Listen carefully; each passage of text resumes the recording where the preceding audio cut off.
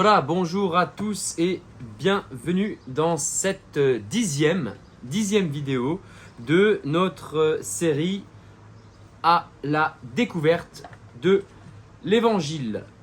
Nous repartons sur les traces de notre Seigneur pendant 50 minutes.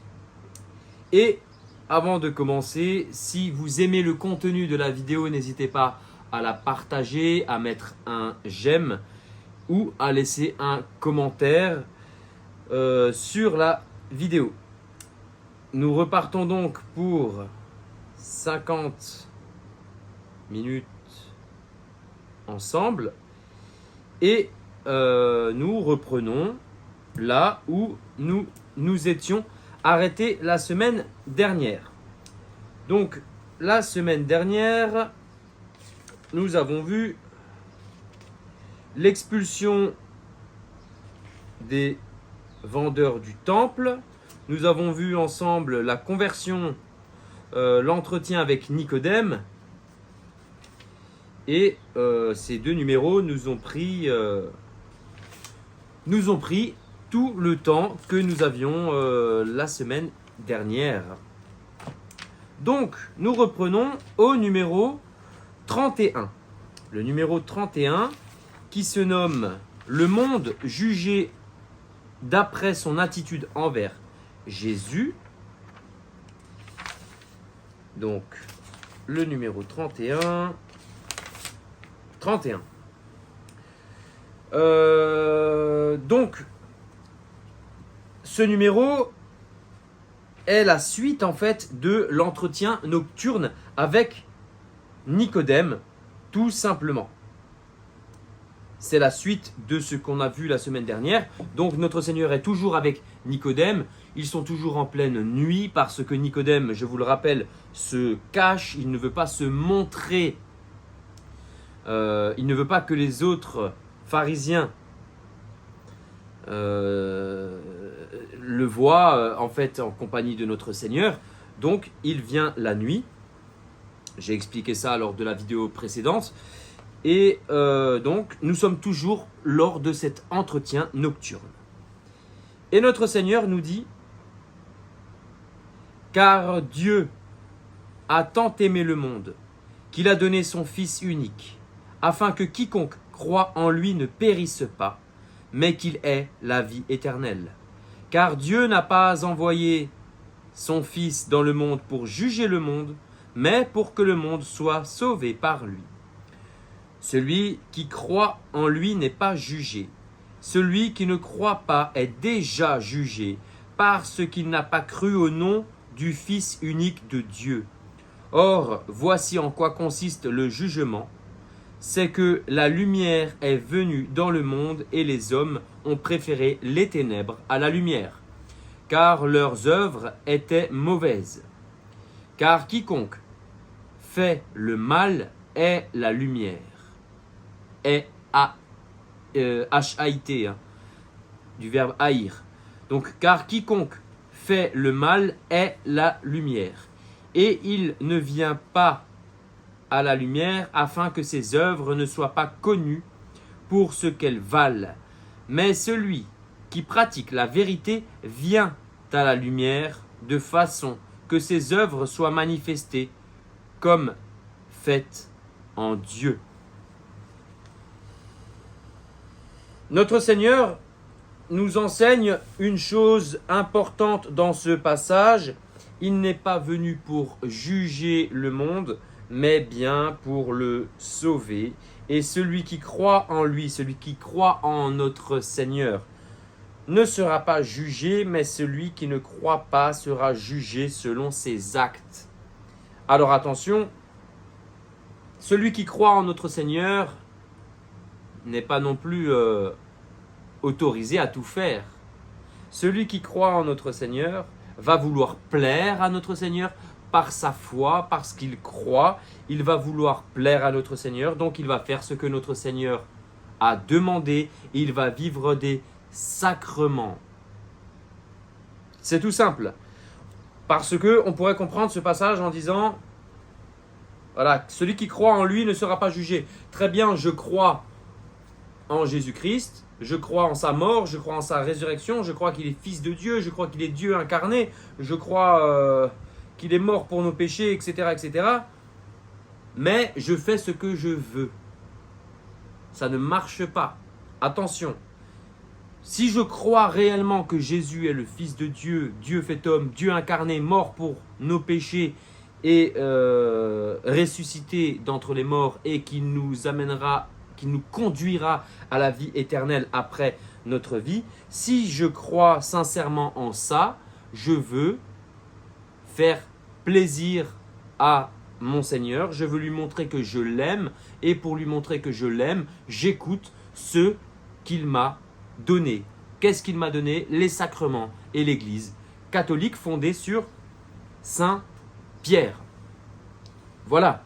Donc, attention à ne pas comprendre ce passage comme c'est bon, je ne serai pas jugé parce que je crois. Je peux très bien croire, faire des bêtises, pécher, être pécheur et rester dans mon péché.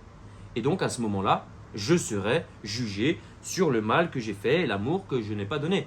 Par contre, si je pêche et que je me repens et que j'essaye au mieux de suivre et de vivre des sacrements, eh bien, là, notre Seigneur nous promet bien sûr la vie éternelle. Mais pour les personnes qui le suivent et qui veulent faire du mieux possible. Donc ce n'est pas « je crois en mon Seigneur, je peux tout faire parce que je crois, donc je vais mourir et tout va aller bien ». Si je crois réellement en lui, je veux lui montrer l'amour que je lui porte. Voilà pour ce numéro 31. Nous passons maintenant au numéro 32 qui se nomme « Le dernier témoignage de Jean le Baptiste ». Alors, notre Seigneur, une fois la fête de Pâques terminée, retourne avec ses disciples en Judée et ses disciples donnaient les premiers baptêmes. Et Jean le Baptiste, de son côté, baptisait lui aussi, comme il le faisait depuis un moment maintenant. Et là, certains disciples de Jean le Baptiste viennent le trouver pour lui dire « Celui qui était avec toi, celui de qui tu nous as rendu témoignage, il donne un baptême lui aussi. Et tout le monde va vers lui. » Donc, nous voyons bien que ces disciples il y a un sous-entendu, hein. Il attire plus de monde que nous, il va nous piquer des adeptes, il va nous piquer des clients. Hein, c'est un peu comme ça qu'on pourrait le voir. Alors bien sûr, il n'y a rien à gagner, mais c'est un peu comme ça. C'est un peu comme si on allait voir ce qui se passe dans l'église d'à côté, on revient et on va dire à notre curé « Oh là là, attention, le curé de la paroisse à côté, il met des trucs à disposition et il pique des gens parce que j'ai vu des gens de chez nous aller chez lui. » C'est un peu comme ça. Hein. Donc, on n'est pas du tout dans ce cas de figure. Dans tous les cas, si la paroisse d'à côté propose de meilleures choses qui me correspondent, mieux vaut que j'aille dans la paroisse d'à côté qui me donne ce qui me correspond, que je reste dans ma paroisse, que je ne m'y retrouve pas et que finalement je n'y vais plus du tout parce que je ne m'y retrouve pas en fait. C'est tout. Mais voilà, là, dans le cas de figure là, c'est un peu les disciples de Saint Jean le Baptiste qui vont voir ce que fait Jésus au bord du Jourdain avec ses disciples. Oh là là, il baptise lui aussi. Il y a plus de monde qui arrive chez lui. Qu'est-ce qui se passe? Qu'est-ce qu'on fait? Qu'est-ce qu'on va devenir? Et donc, Jean le Baptiste,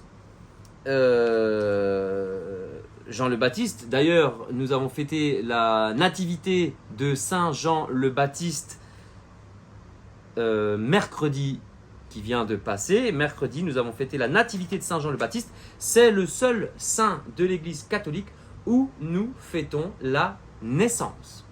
Généralement, tous les saints, nous fêtons le jour de la mort. Le seul saint de l'Église catholique où nous fêtons sa naissance, comme notre Seigneur, où nous fêtons sa naissance le jour de Noël, sa nativité, et bien 6 mois avant, le 24, nous fêtons la nativité de Saint Jean le Baptiste. Nous l'avons dit, Saint Jean le Baptiste et notre Seigneur avaient 6 mois d'écart. 6 mois d'écart. Quand notre Seigneur est né, Saint Jean le Baptiste avait déjà 6 mois. Et donc Saint Jean le Baptiste avait, je ferme la parenthèse parce que je m'égare, Saint Jean le Baptiste, il savait qu'il avait une mission de courte durée. Et sa mission, nous l'avons déjà dit aussi, et je ne vais pas m'y étendre dans cette vidéo, c'était de préparer les chemins de notre Seigneur, de préparer les cœurs à la venue du Christ, de préparer le peuple. Voilà pourquoi était missionné Saint Jean le Baptiste, pour préparer le monde à la venue du Christ. Et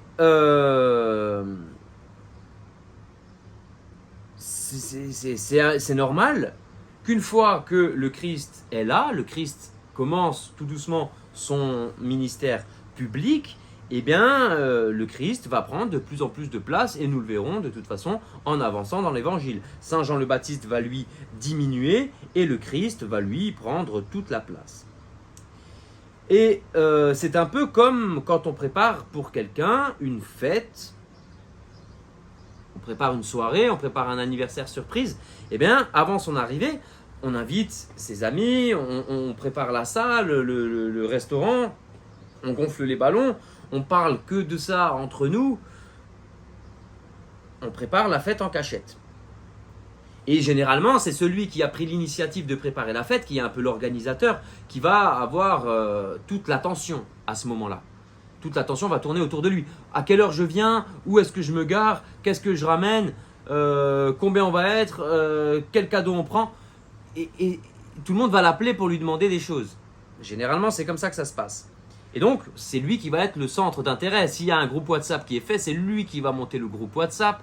Les gens vont lui demander des renseignements à lui parce que c'est lui qui gère tout ça. Mais, une fois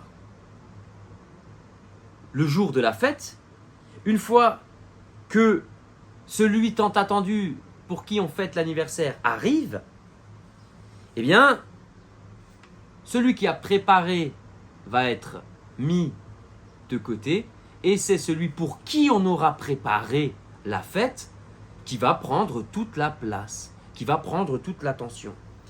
Et l'autre va être mis de côté. Tout simplement, il va lui faire un accueil.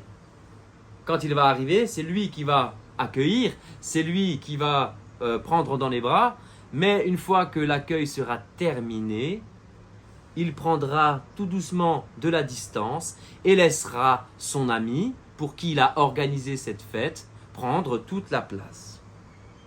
Et c'est normal. Et c'est normal.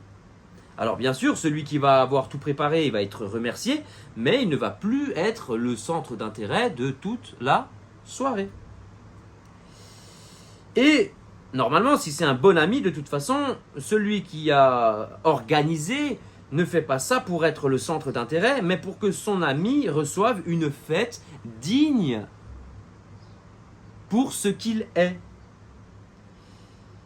Et donc là, Saint Jean le Baptiste a préparé les chemins du Seigneur.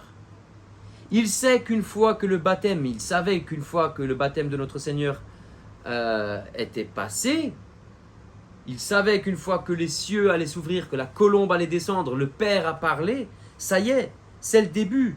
Et donc, lui, il va diminuer pour laisser la place à celui qui était tant attendu.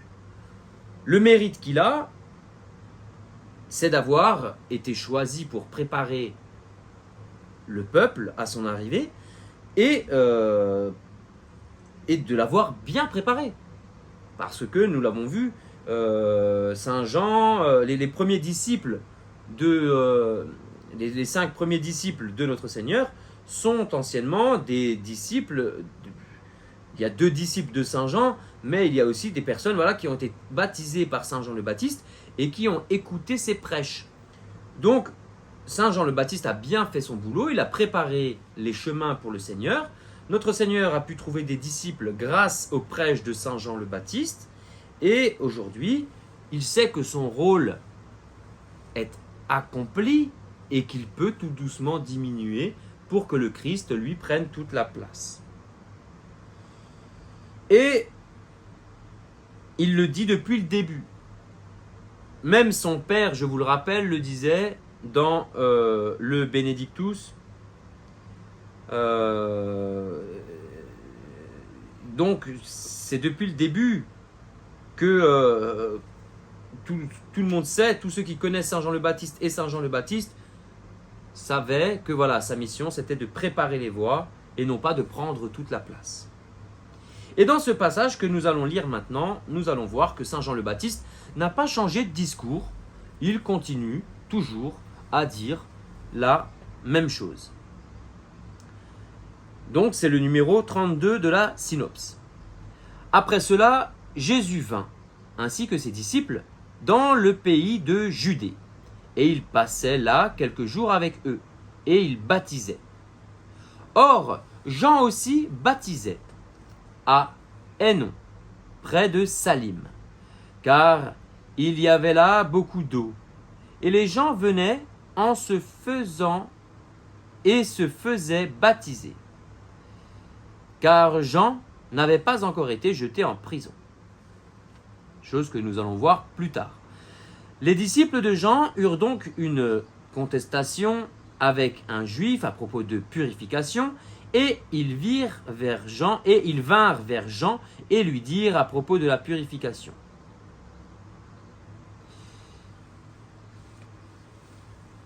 J'ai sauté une ligne, je vais rapprocher le livre, parce que même avec les lunettes, je saute des lignes. Donc, je reprends au verset 24. Car Jean n'avait pas encore été jeté en prison. Les disciples de Jean eurent donc une contestation avec un juif à propos de purification. Et ils vinrent vers Jean et lui dirent : Rabbi, celui qui était avec toi au-delà du Jourdain, auquel tu as rendu témoignage, le voilà qui baptise, et tout le monde va à lui. Il n'appartient pas à l'homme, répondit Jean, de prendre ce qui ne lui est pas donné du ciel. Vous-même me rendez témoignage que j'ai dit, je ne suis pas le Christ, mais j'ai été envoyé devant celui-là. Celui qui a l'épouse a l'époux. Mais l'ami de l'époux, qui se tient là et qui l'entend, éprouve la joie la plus vive à cause de la voix de l'époux. C'est bien là ma joie, qui est à son comble. Il faut que celui-là croisse et moi que je diminue.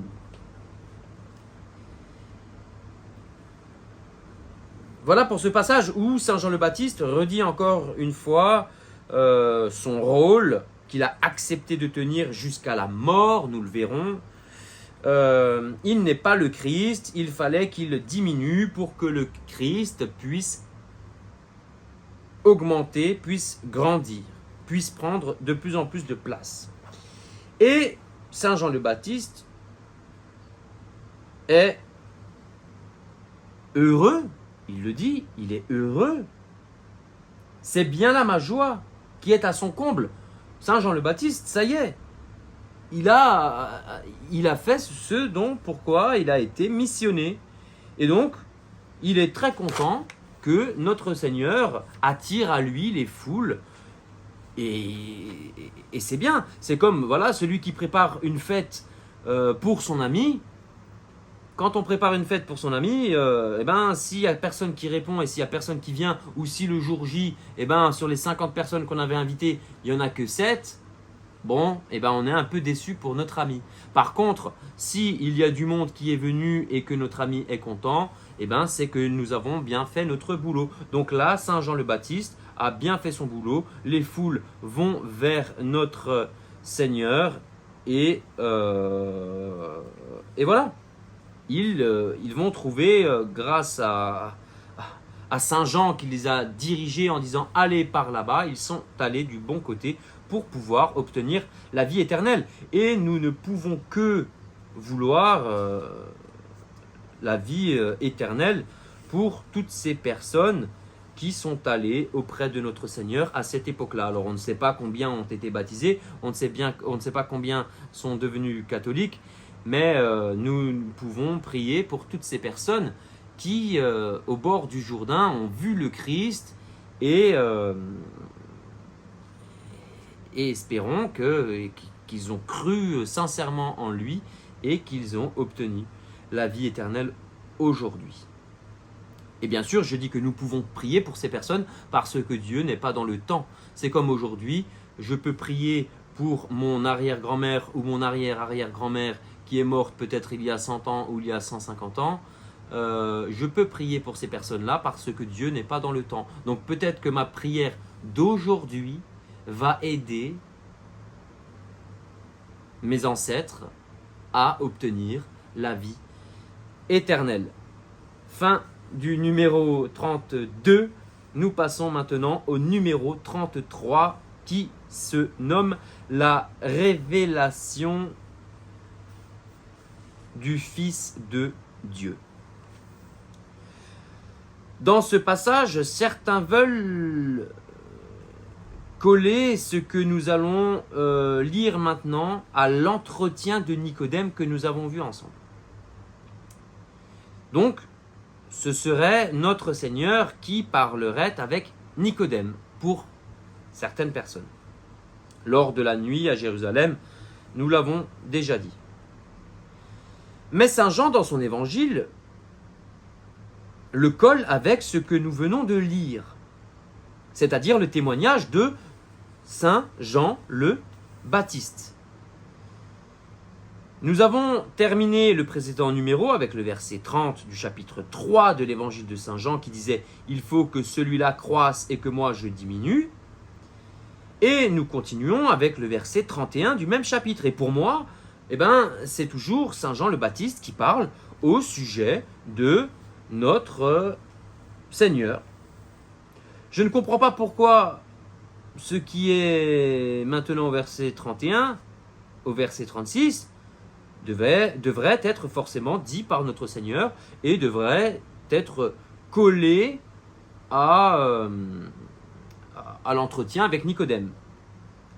Alors, ce passage, certes, nous allons le voir, il nous parle d'une intimité entre le Père et le Fils, mais Saint Jean le Baptiste était suffisamment éclairé pour comprendre cette intimité divine. Je vous lis donc ce passage, vous ferez votre propre opinion. Est-ce Saint Jean le Baptiste qui parle ou est-ce notre Seigneur qui parle à Nicodème? Pour moi, c'est Saint Jean le Baptiste qui parle tout simplement de notre Seigneur. Parce que je ne vois pas pourquoi Saint Jean aurait mis ce passage-là à ce chapitre 3. La conversation avec Nicodème, c'est du chapitre 3, verset 23 au verset numéro 21. Verset 22, c'est ce que nous venons de voir, c'est Saint Jean le Baptiste qui parle avec ses disciples. Et donc après, Saint Jean l'évangéliste, à son chapitre 3, verset 31, continue. Et le 27, c'est Saint Jean qui parle. Donc pour moi, c'est toujours Saint Jean qui parle. Et ce passage n'a rien à voir avec l'entretien avec Nicodème et a tout à fait sa place ici. C'est donc Saint Jean qui parle à ses disciples. Numéro 33, qui se nomme la révélation du Fils de Dieu. Celui qui vient d'en haut est au-dessus de tous. Celui qui est de la terre appartient à la terre et parle à la façon de la terre. Celui qui vient du ciel témoigne de ce qu'il a vu et entendu, et personne n'accepte son témoignage. Celui qui a accepté son témoignage a signé de son sceau que Dieu est véridique. Car celui que Dieu a envoyé dit les paroles de Dieu, car ce n'est pas avec mesure qu'il donne l'Esprit. Le Père aime le Fils et il a tout remis dans sa main. Celui qui croit au Fils a la vie éternelle. Celui qui refuse de croire au Fils ne verra pas la vie, mais la colère de Dieu reste suspendue sur lui.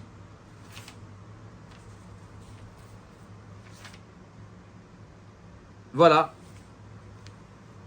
pour ce passage, donc le numéro 33.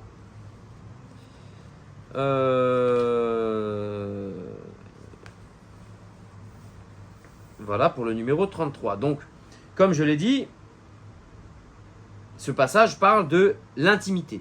Il parle de l'amour du Père et de son Fils. Et pour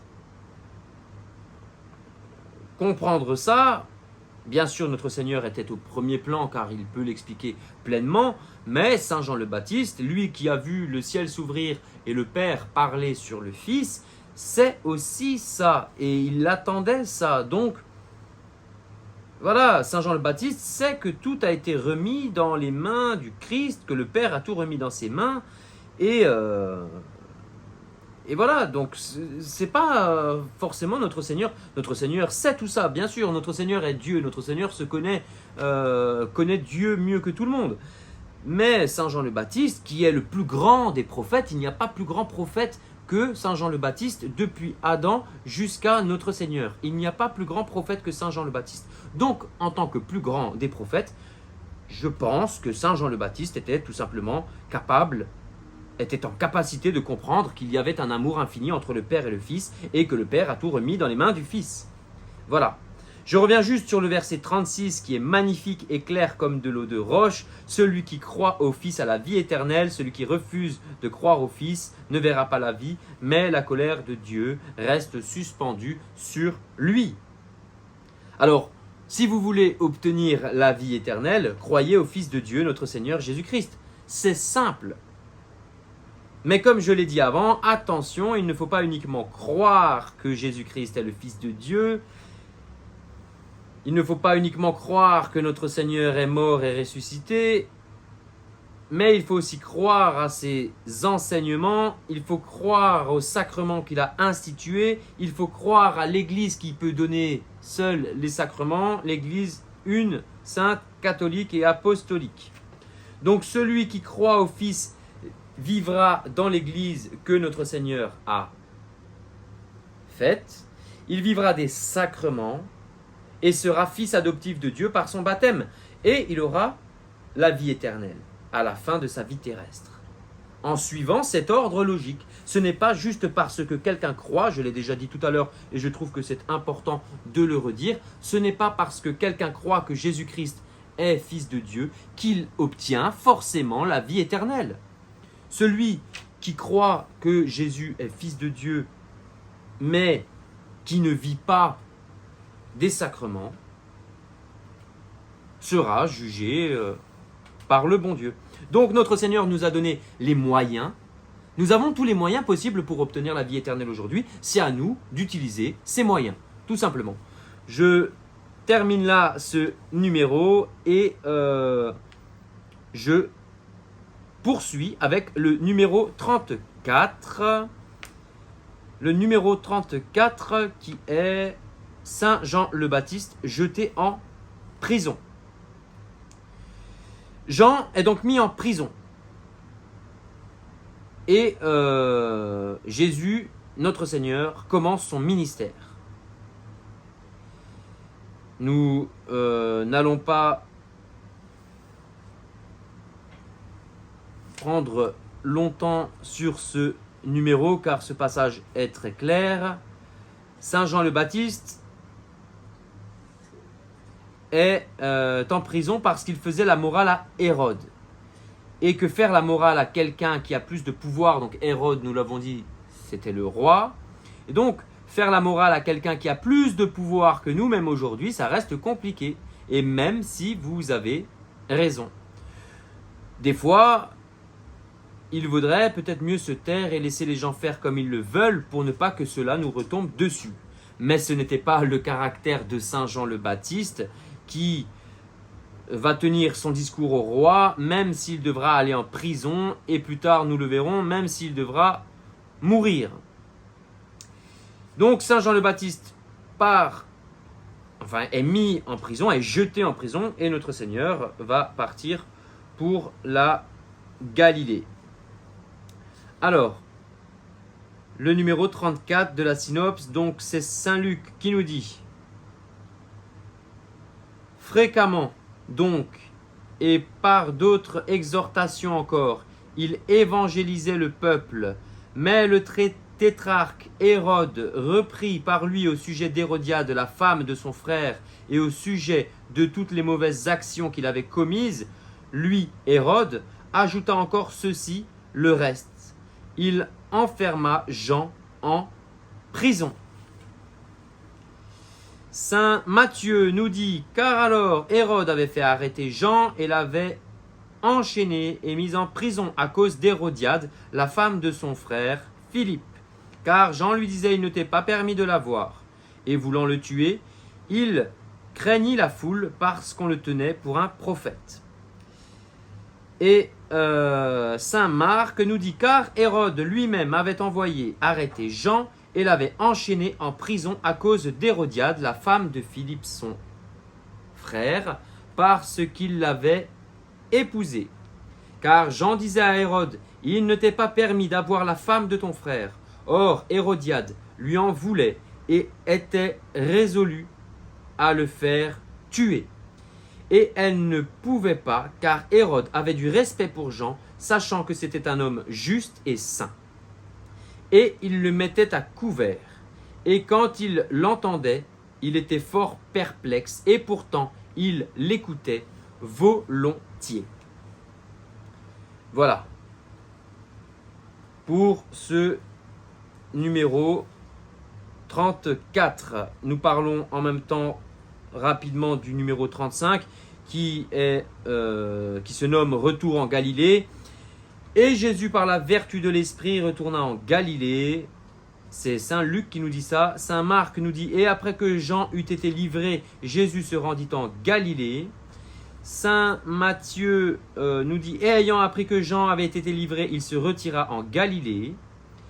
Et Saint Jean nous dit: lors donc que le Seigneur eut appris que les pharisiens avaient ouï dire que Jésus faisait et baptisait plus de disciples que Jean, quoique Jésus lui-même ne baptisait pas, mais ses disciples, il quitta la Judée et s'en alla de nouveau en Galilée. Voilà pour le numéro 35. Donc notre Seigneur était en Judée, nous l'avons dit. Il était pas très loin de là où se trouvait Saint Jean le Baptiste. Saint Jean le Baptiste fait arrêter et notre Seigneur retourne en Galilée. Et pour aller en Galilée, il faut passer par la Samarie. Et ce qui nous amène dans le numéro 36, dans ce magnifique passage, l'entretien avec la Samaritaine. Alors, vous avez dû entendre cette année lors du carême, car nous sommes en année A, lors du 3e dimanche de carême, le 8 mars plus précisément, ce magnifique passage sur l'eau vive. C'est le passage de l'évangile qui accompagne le premier scrutin des futurs baptisés. C'est l'un des passages les plus riches de l'évangile de Saint Jean, car notre Seigneur va nous parler de la vraie adoration et il va révéler progressivement son identité. À une femme, il ne va pas révéler son identité à n'importe qui. À une femme, et qui plus est, une femme de Samarie, la Samaritaine. Ce qui va changer les codes des Juifs habituels. Cette femme, bien entendu, a été marquée par cette discussion avec notre Seigneur, car elle n'en a pas oublié une phrase et a pu tout raconter en détail aux gens de son village et aux disciples de notre Seigneur, car il sera seul avec elle lors de cet échange. Et nous l'avons déjà dit, quand il y a un échange, s'il n'y a pas de témoin, c'est soit notre Seigneur qui vient rapporter ces faits, ou soit l'autre personne. Et personnellement, encore une fois, comme je l'ai déjà dit pour la tentation au désert, je n'imagine pas notre Seigneur raconter cet entretien à ses disciples. Mais par contre, j'imagine bien la Samaritaine qui va parler de ça, déjà qu'elle va en parler à tout son village, et donc elle va raconter cette histoire à tout le monde, et tous les Samaritains vont connaître l'histoire qui s'est passée au bord du puits, parce que cette femme a parle beaucoup. Nous allons le voir dans l'entretien. Elle parle beaucoup et donc elle va aller crier après sur les toits ce qui va se passer. Donc c'est forcément elle qui a rapporté aux disciples de notre Seigneur cet entretien et le détail de l'échange. Donc, nous allons quand même commencer par expliquer ce qu'est une Samaritaine ou un Samaritain pour que tout le monde comprenne bien ce nom. Une Samaritaine ou un Samaritain, c'est un habitant de la Samarie. Comme un Parisien est un habitant de Paris, un Mulhousien est un habitant de Mulhouse, et bien un Samaritain ou une Samaritaine est un habitant de la Samarie. Il n'y a pas plus simple. Donc la Samarie, qu'est-ce que c'était? C'était une région située entre la Galilée qui est au nord, et la Judée qui est au sud. Donc, ça se trouve dans le territoire actuel de la Cisjordanie. Et donc, lorsque les gens voyageaient entre la Galilée et la Judée, ou la Judée et la Galilée, il fallait soit traverser la Samarie, soit contourner la Samarie. Comme par exemple aujourd'hui, nous les Alsaciens qui sommes à Mulhouse, pour aller à Strasbourg, nous devons passer par Colmar. Donc notre Seigneur, quand il passe de la Judée à la Galilée, il peut soit passer au milieu de la Samarie, ou soit la contourner. Mais il y a 2 jours de marche en plus quand on contourne la Samarie. Donc, soit il allait tout droit, soit il contournait. Et donc, généralement, les Juifs de cette époque, quand ils allaient de Galilée en Judée ou de Judée à la Galilée, ils passaient de l'autre côté du Jourdain et ils ne passaient pas directement par la Samarie, ils passaient de l'autre côté du Jourdain. Mais notre Seigneur, lui, il ne veut pas faire le tour, il veut traverser la Samarie. Et c'est beaucoup plus long. Exemple facile, qui n'a pas besoin de grandes connaissances géographiques. Je suis en Alsace, je veux aller en Bretagne, donc je suis à l'est, je veux aller à l'ouest, je passe par Paris. D'accord. Si je veux, je peux très bien aller d'Alsace jusqu'à Calais et de Calais aller en Bretagne, mais ça me rajoutera 3 heures, 4 heures, 5 heures de voiture. Donc ce sera beaucoup plus long et ce sera beaucoup plus cher. Voilà, donc notre Seigneur, lui, ne veut pas faire le détour, il veut passer de la Judée à la Galilée en passant tout droit. Il ne veut pas faire le contour. Donc, il traverse la Samarie et il n'a pas peur de croiser un Samaritain ou une Samaritaine. Alors pourquoi devrait-il en avoir peur? Parce que nous, aujourd'hui, dans nos expressions courantes, quand on dit le bon Samaritain, c'est plutôt une personne bonne qui fait du bien autour de lui.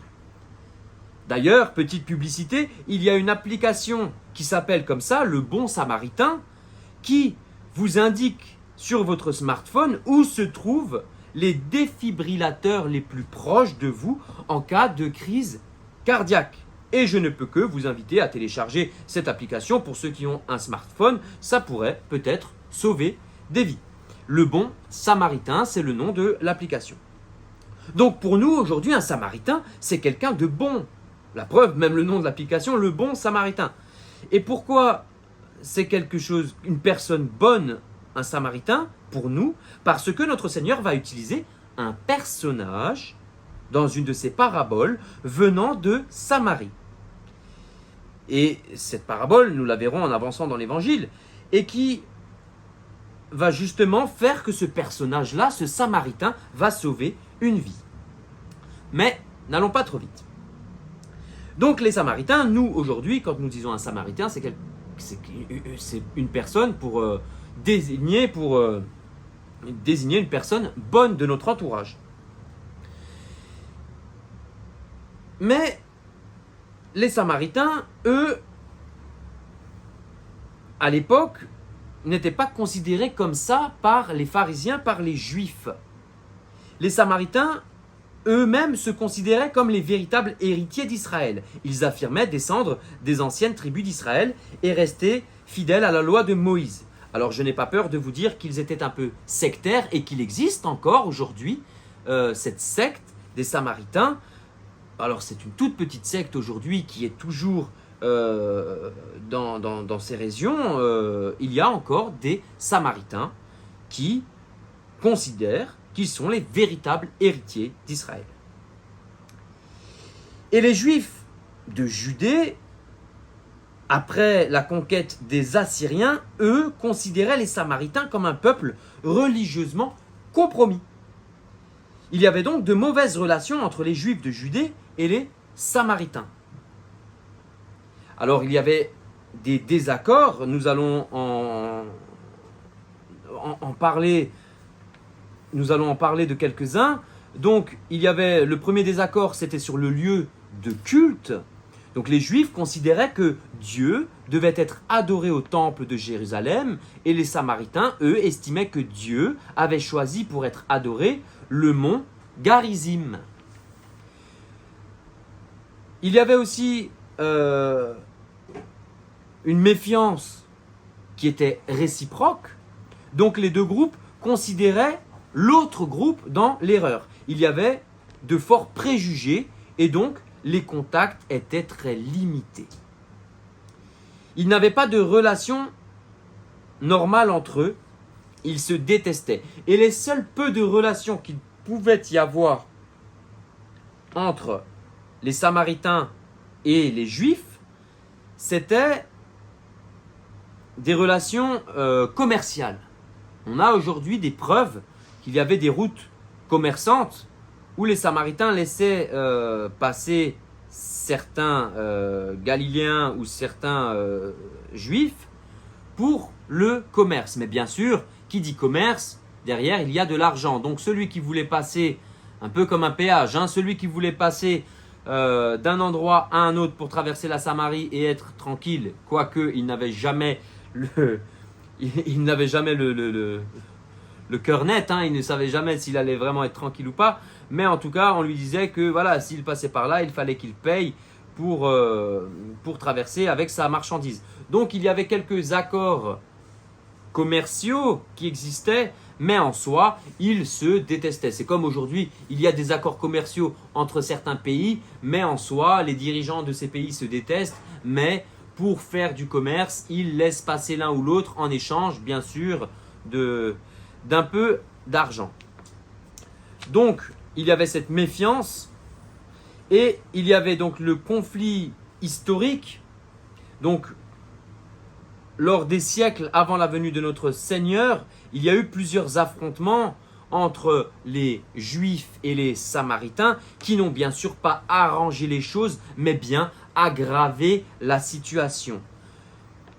Il y a eu des sanctuaires qui étaient détruits, il y a eu des actes de profanation, etc., etc. Donc, la situation était tendue et il n'y avait personne pour calmer la situation.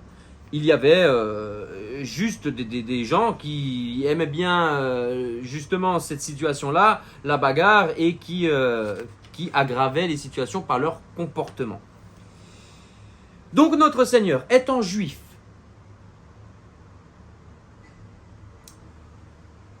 va franchir plusieurs barrières d'un coup. Il va parler avec une Samaritaine. Déjà avec une femme, et en plus avec une femme de Samarie. Il engage une conversation religieuse avec cette femme inconnue. Il lui demande un service et il va lui révéler son identité. Le message de ce récit qu'il faut comprendre, c'est bien sûr que Dieu n'est pas limité à un peuple, à une région ou à un sanctuaire. Mais Dieu est bien pour tout le monde. Alors, je vois qu'il nous reste 5 minutes, j'allais passer à la lecture, mais mon commentaire sur cet évangile, sur ce passage de l'évangile est encore long parce qu'il y a beaucoup de choses à dire sur l'évangile de la Samaritaine. Donc, nous allons pour aujourd'hui nous arrêter là et nous allons reprendre la semaine prochaine directement avec la lecture de la synopse, avec la lecture de ce magnifique passage et je continuerai mon exposé sur ce passage, sur un des plus beaux passages de Saint Jean, donc la semaine prochaine. Je vous remercie pour votre écoute, vous souhaite de passer une belle semaine et vous dis donc à la semaine prochaine. Merci beaucoup.